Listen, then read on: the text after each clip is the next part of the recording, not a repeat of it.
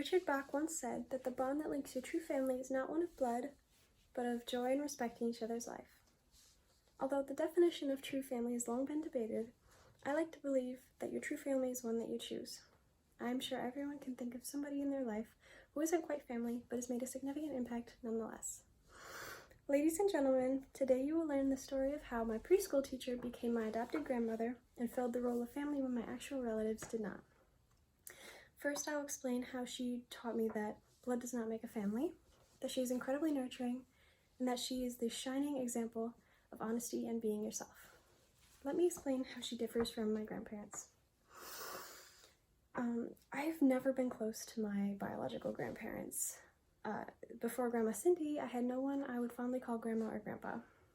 In fact, the ones that aren't already dead are abusive or pedophilic sex addicts. They never offered love, only judgment and hush money. And it made me really sad that the elders in my family who were supposed to love me really didn't care at all.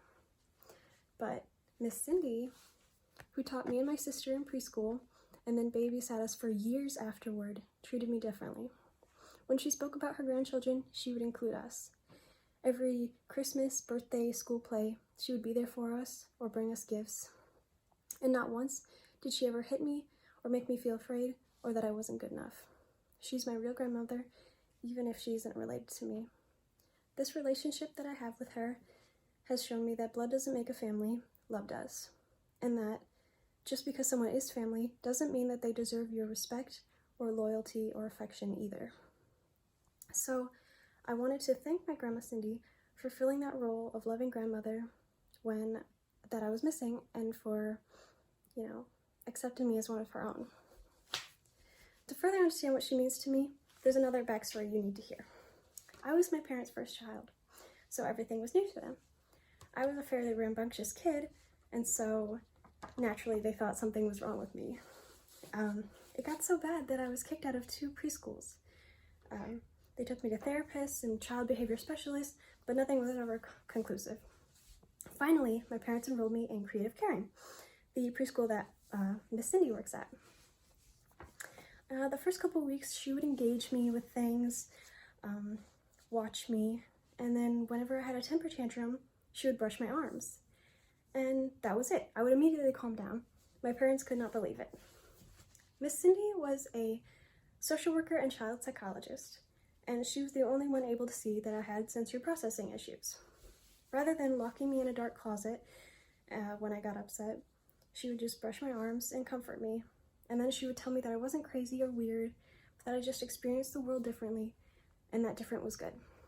I've since grown out of those issues, but her words stick with me still. Sometimes it felt like she was the only adult who had any faith in me, and I hold on very tightly to that. She has always believed in me and supported me in my ventures. She knew I was smart and she wanted to nurture that.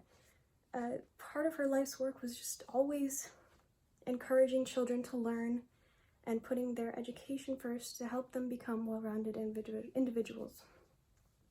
And she was like my third parent. She was around the house so much. She was the best teacher and mentor I've ever had.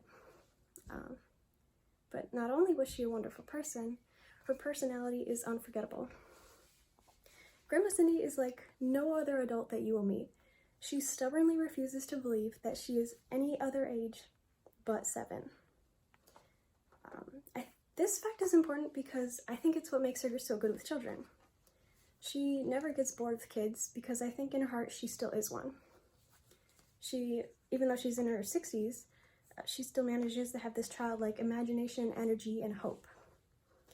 Additionally, I admire her honesty and her expression of self.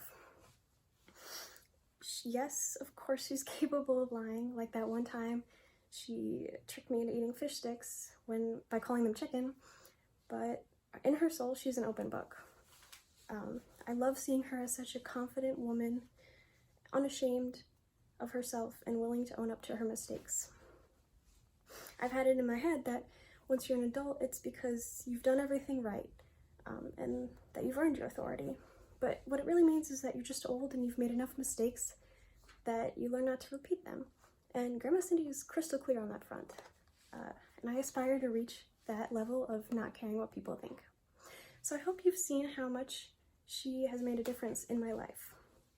I spoke of Miss Cindy filling the role of grandparent, understanding me when no one else could, and her shameless expression of self that I admire. I simply cannot thank her enough for being there for me all these years. I urge you too to try to find your own true family, because they are out there and they will complete you in ways that genealogy cannot. And after all, you've got nothing to lose and everything to gain.